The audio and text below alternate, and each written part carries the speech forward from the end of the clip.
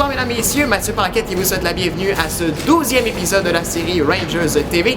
Après somme toute une longue absence, puisque les 2 derniers matchs des Rangers ont dû être annulés. Les Rangers étaient donc de retour à Montréal-Est ce soir pour y affronter les Panthères de Saint-Jérôme. Voici donc le sommaire du match. Dès la 26e seconde de jeu, c'est le numéro 26 des Rangers, Jonathan Casella, qui ouvre la marque après une mise au jeu remportée par Adam Fiore. C'est 1-0 Montréal-Est.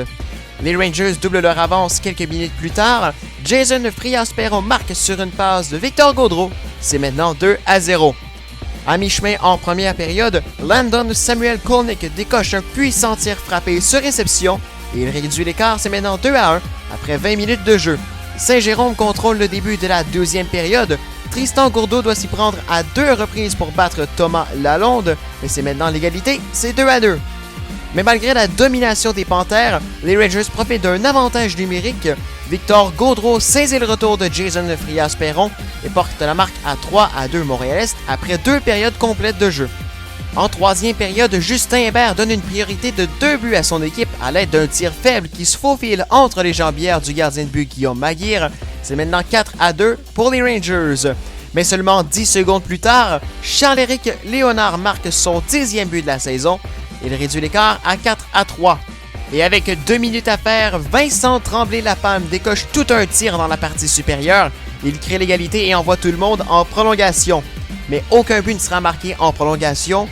Voici donc les faits saillants des tirs de barrage.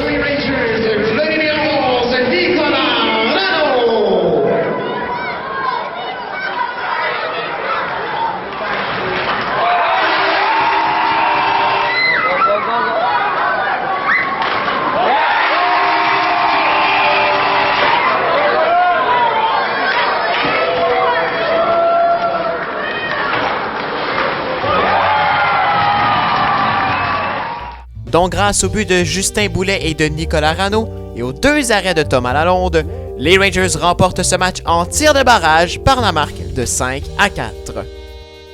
Voici donc les entrevues d'après-match chez les Rangers.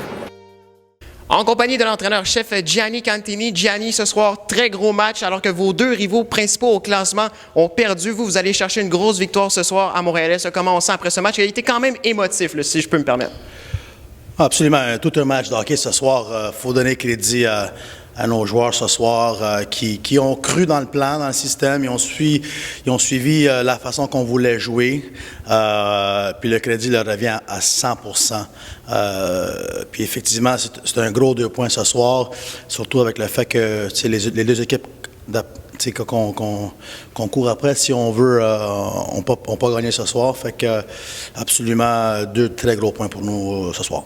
En fin de troisième période, quand Saint-Jérôme a créé l'égalité, on te voyait derrière le banc assez agité, en train d'essayer de calmer tes joueurs. Est-ce que c'est un message que tu as essayé d'envoyer, de ne pas perdre le contrôle en fin de partie pour ton équipe? Non, il restait 2:41 à jouer. Il fallait qu'ils gardaient le focus, puis c'était ça le message. Il ne fallait pas se sentir mal pour nous-mêmes. Il fallait juste revenir, répondre, et je te dirais, on était capable de faire ça. En deuxième période et en début de troisième période, vous étiez surtout sur la défensive et votre gardien de but, Thomas Lalonde, s'est littéralement levé et effectué de gros arrêts dans ces 2 périodes-là. Parle-moi de son travail ce soir pour ton équipe. Absolument. Thomas, ce soir, a été incroyable. Là.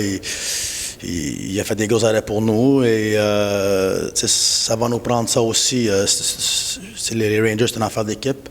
Tout le monde doit faire leur part. Et ce soir, Thomas, évidemment... est une des grosses raisons pourquoi on a sorti avec le 2 points à la fin de la game. Alors, regarde encore, le crédit leur revient. Les gars, ils travaillent. On a eu vraiment 2 très bonnes pratiques cette semaine. On n'avait pas joué depuis le 5 janvier. Alors, on s'entendait, peut-être que ce ne soit pas parfait, mais en bout de ligne, l'effort était là, puis le résultat parle pour lui-même. En compagnie du défenseur Sean Ferland, donc Sean qui a été acquis la semaine dernière à la date limite des transactions. Donc, premier match pour toi ce soir. Comment tu as trouvé ta première expérience dans le Junior 3? J'ai bien aimé ça. Le Caleb était super le fun. Puis c'est sûr que c'est le fun de sortir avec une victoire. Là, c'est sûr, ça fait juste un match. Mais est-ce que déjà tu as perçu quelque chose qui est différent par rapport au niveau collégial où tu évoluais depuis le début de la saison par rapport au Junior 3? Ouais, je trouve la vitesse est un peu plus vite, puis c'est sûr qu'avec des joueurs étant plus vieux, il y a une force musculaire plus élevée, puis c'est pas mal ça la différence, je trouve. Et comment tu as trouvé l'ambiance ce soir? Ça a été un match assez émotif là, pour votre équipe. Comment tu as trouvé ça là, à Montréal ce soir? C'était super le fun. La foule était présente ce soir. Puis aussi, c'était le fun de voir la chimie des gars sur le banc qui s'encourageaient. En compagnie de l'attaquant Marc-Antoine Brouillette, également acquis la semaine dernière lors de la date limite des transactions depuis Terrebonne. Donc, premier match ce soir à Montréal. Comment tu as vécu ton expérience aujourd'hui? Écoute, c'est vraiment nice l'ambiance sur le banc, dans la chambre, les gars. Ils m'ont bien accueilli, puis c'était vraiment le fun. Première expérience, j'ai beaucoup de temps de glace, puis c'est ça qui est le fun. Les gars aussi, ils abandonnent jamais. Là, on vient de battre Saint-Jérôme, une grosse équipe dans la ligue. Puis c'est ça qui est hot. Là. Les gars, ils abandonnent jamais, ils travaillent fort, puis on a une belle esprit d'équipe. Là, ça fait une semaine que tu es avec l'équipe. Est-ce que c'est ça qui t'a le plus marqué ou il y a quelque chose d'autre qui t'a fait que depuis le début de la semaine, tu t'es rendu compte à Montréal-Est qui était une marque d'identité de l'équipe? Bien, ça va être drôle à dire, mais les installations sont incroyables. Sérieux, j'ai fait le saut quand je suis arrivé ici. Très bien, on a plein des petits snacks avant le game, les installations avec les trainers, puis tout. La chambre est super belle. Ça aussi, ça m'a marqué. Et là, en tant que joueur de 20 ans, c'est ta dernière saison au niveau Junior 3.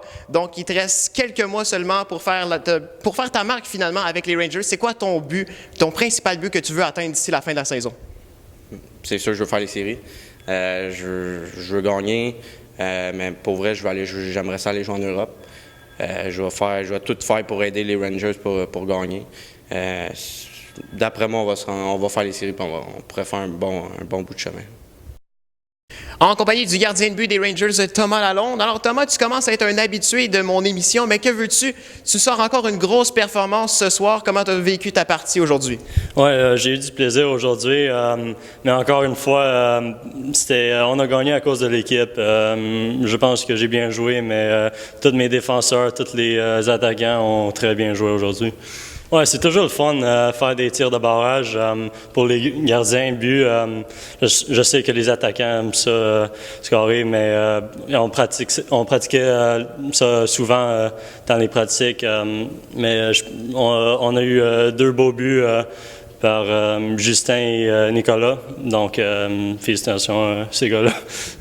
Et finalement, en deuxième période, ça a été une période plus difficile pour votre équipe. Pas beaucoup de lancers en deuxième période. Par exemple, on a vu que, par contre, on a vu que tu t'es levé en deuxième période. Tu as vraiment été l'étoile de la deuxième période et finalement l'étoile du match. Donc, comment tu as vécu ta deuxième période aujourd'hui? Oui, je pense que tu as raison. C'était une longue période pour l'équipe. On était coincés dans notre zone quelques fois. On a dû prendre un temps d'arrêt une fois.